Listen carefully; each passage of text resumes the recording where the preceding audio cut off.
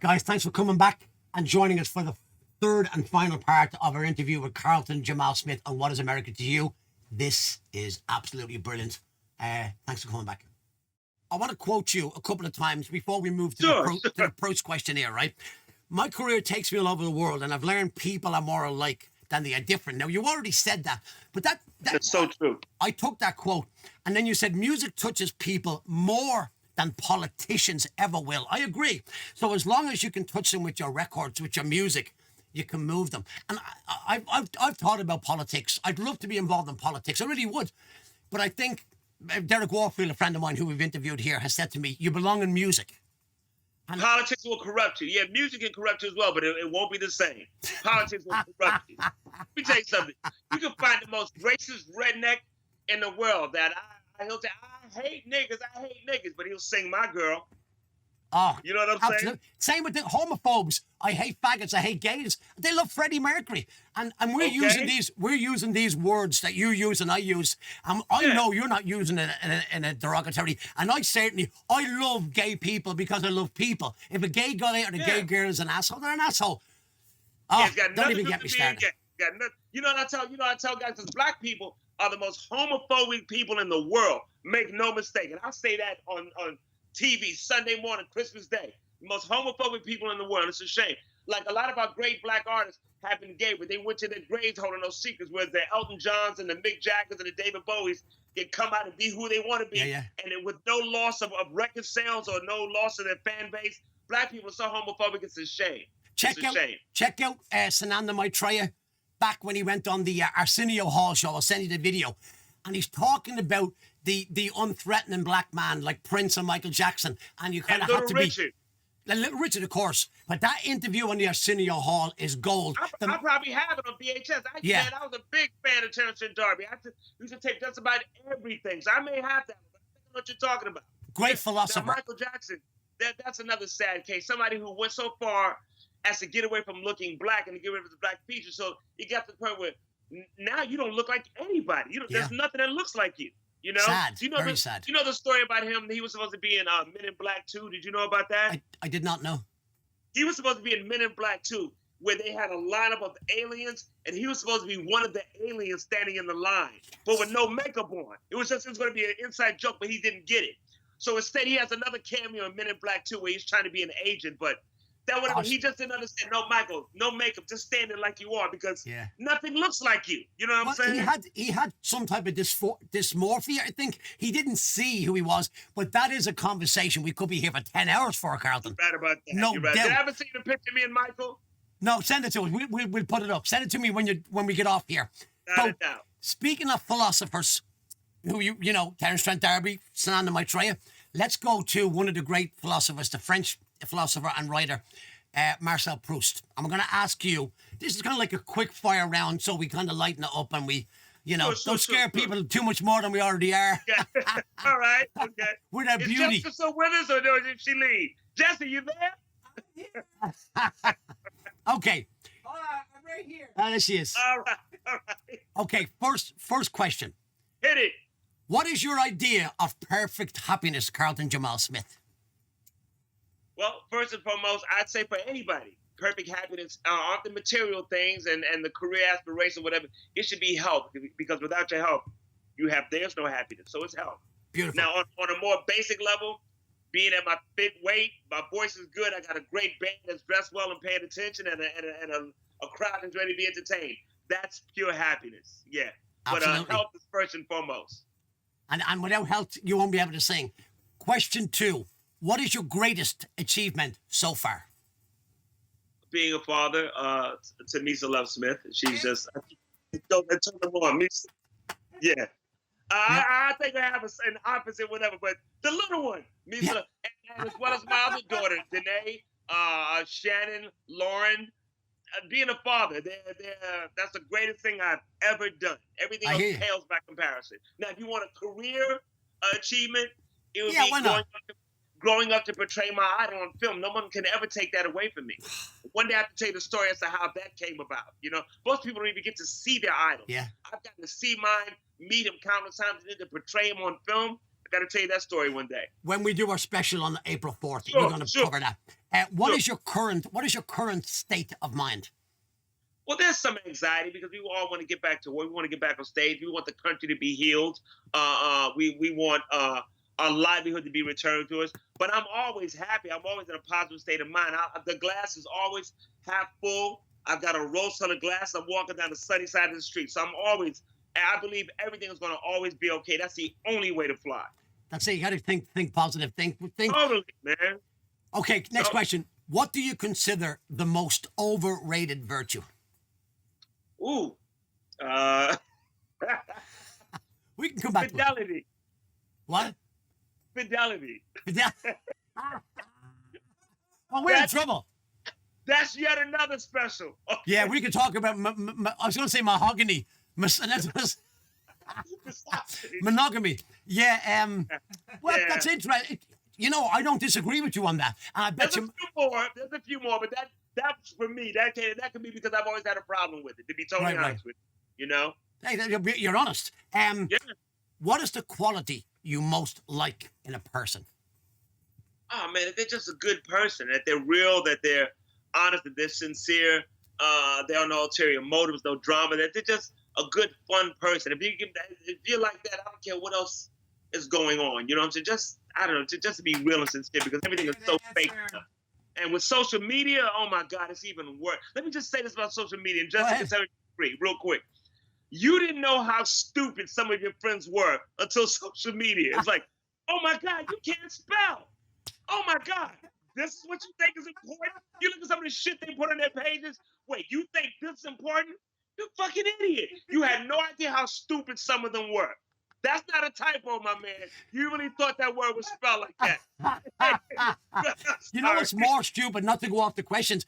I don't even mind if somebody can't spell or whatever. What gets me is the ignorance of prejudice that they don't even realize they have. That's what kills me. From now on, I'm going to go, let's save it for the April 4th special. We'll touch on it, then we'll get off of it. The MLK special. Okay. Next question. Right. What words or phrases do you most often overuse? Maybe quiet as it's kept. There's something else. See, I won't know it until I say it again the next time. Yeah, but I would say, because like everybody says at the end of the day all the time now, which is a British term from way back when. So I seldom use that. But I say quiet as it's kept or yeah, that's about it. And what is that phrase? Quiet as a what? Quiet as it's kept. Quiet as it's kept. Interesting. Never heard of it before. Carlton, you dress so well. Hey, let me tell you, quiet as it's kept. Derek Dempsey dresses just as better than I do. You know? Yeah. Right. Remember when I'm in Manhattan and they say, here comes the best dressed guy in New York? I don't see Carlton Jamal Smith. No. That's what I mean. Now you can, hey, quiet as it's kept. I love it. Okay, next question. What do you most value in your friends? The fact that they're my friends. You know? That's great. Yeah. Yeah, the fact that you know how they say a real friend will come get you out of jail at 4:00 in the morning. A real friend will be sitting beside you in a jail cell saying, let's do that shit again. You know what I'm saying? A real friend, let's do that shit again, okay? Yeah. But and we need to remember, we need to begin to recognize, and I'll get off this real quick, who our friends are. 9 times out of 10, especially with social media, these people are acquaintances. You only have 2 or 3 real friends I agree. in life, you know? Go ahead. I'm sorry. I agree. No, listen, man, we could be here for 10 hours. Anyway, we got 2 questions left. Hit it. Which historical figure do you most identify with, Carlton? Ooh, there's a couple. Although there hasn't been any particular historical figure. Oh man, did that really happen just now? I'm sorry about that. No, don't worry about it. We edited that out. I'll ask you the question again. That's what we'll do. I'm on an interview. I'll call you back. I'm going to ask you the question again so we can edit it. Ready? Sure. Okay. Which historical figure do you most identify with, Carlton? as a black man in America, I could go with the usual suspects: Martin Luther King, Malcolm X, Muhammad Ali for his stand on certain things, and he was unwavering in that. But to be totally honest with you, there have been no historical figures that have blown my mind. There have been a lot of things I liked about them. There have been musical figures I've identified with more so. But above all of them, the historical figure for me is my mother. She's everything.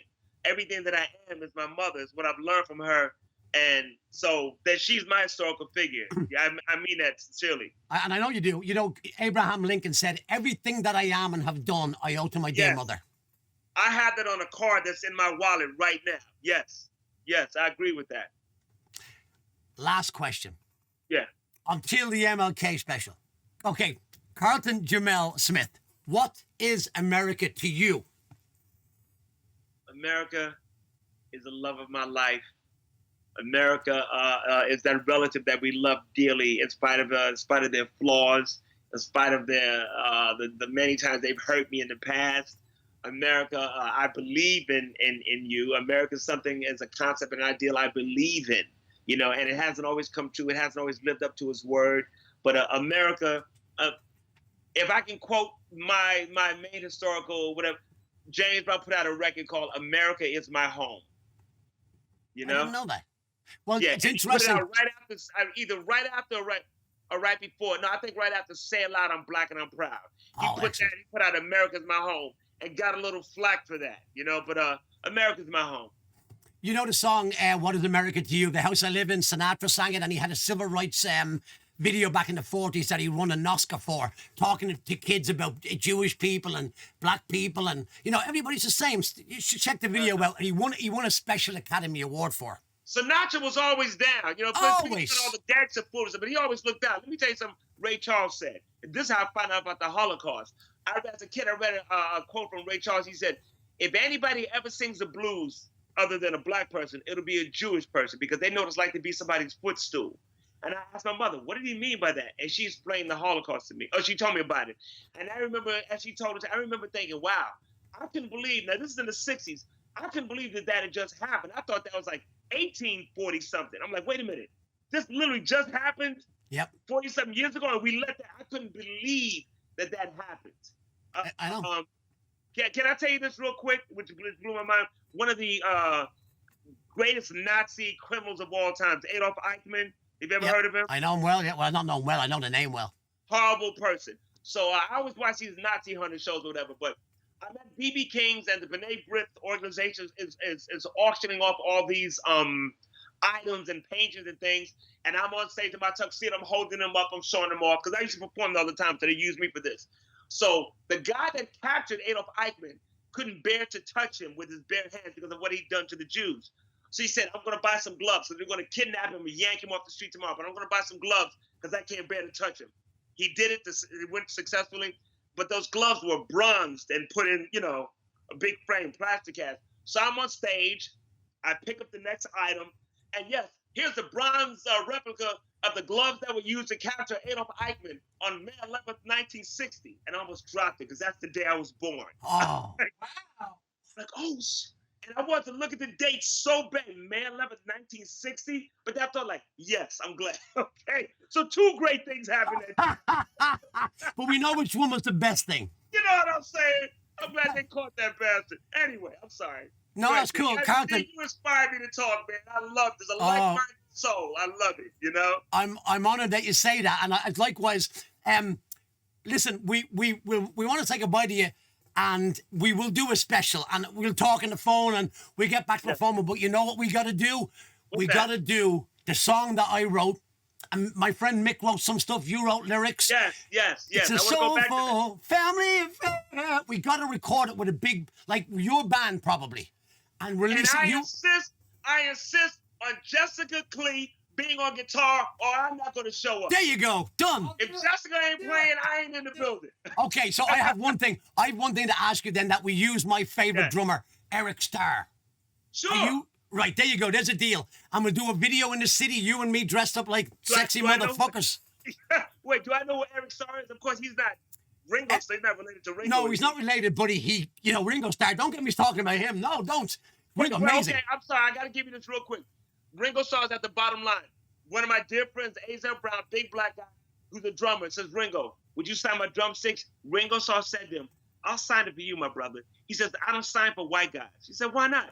He said, because they take it and sell it on eBay. He says, when a black guy asks me to sign his drumsticks, I know that he wants it for him. Is that deep? Deep. And Ringo Starr, I always say this to Eric. Eric to me Eric Starr is my friend, drummer, composer, genius. Yeah. And I always say to him, the snare drum can be hit in many places, but for me as a singer, like a tightrope walker walking between the X-Twin Towers, I need that snare drum right on the beat. So when I come back in, my phrasing is there. And I know you get that. Thank you. Listen. It's got to be a rifle shot. Derek, I love you. Jessica, I love you. Thank you so much for this, man. Okay? Love you too. Carlton, thank you so much. We'll say goodbye for now. I'm going to go put some pants on. Carlton, thanks so much.